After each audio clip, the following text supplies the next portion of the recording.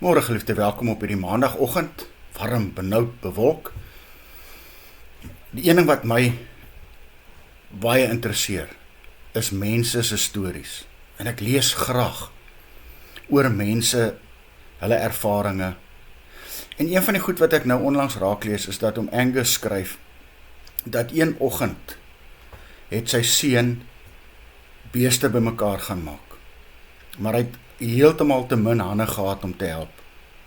Toe vra hy vir sy pa, wil jy nie saam met my kom, jou perd opsaal, dat ons die beeste nader bring nie. En hy skryf, hy sê terwyl hy sy perd opsaal, toe sien hy sy een klein seun, ook hierdie groot perd langsom opsaal, en sy eerste solo rit vat, saam met sy oupa en sy pa, en so die drie saam hierdie beeste ingebring.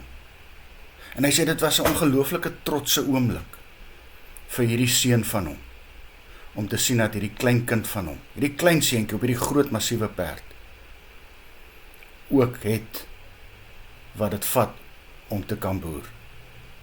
En dit het my laat dink aan die teksvers wat ons vanoggend lees. En ons tema is bid. Matteus 18. Waar daar 2 of 3 in my naam byeen is, daar is ek in hulle midde. En dit herinner my dan vanmôre aan 3 goed wat ongelooflik belangrik is. Die eerste, hoe belangrik familie is. Die tweede, dat familie wat saam werk en saam bid, bly staan. En die verhaal herinner my ook hoe belangrik spanwerk is.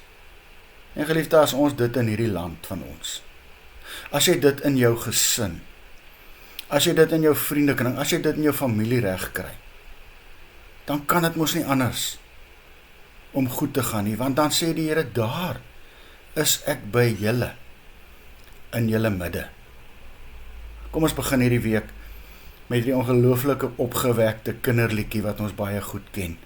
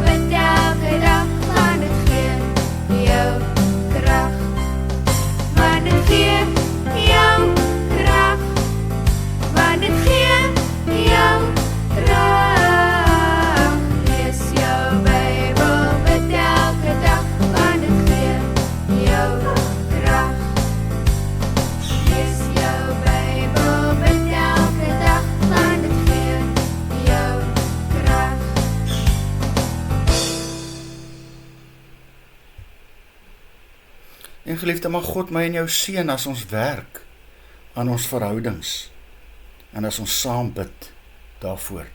Here Jesus, ek hoor weer vanoggend dat saam bid die gom is wat mense, gesinne, familie en vriende met mekaar hou. Dankie daarvoor. Amen. Mag jy saam met my 'n lieflike dag hê.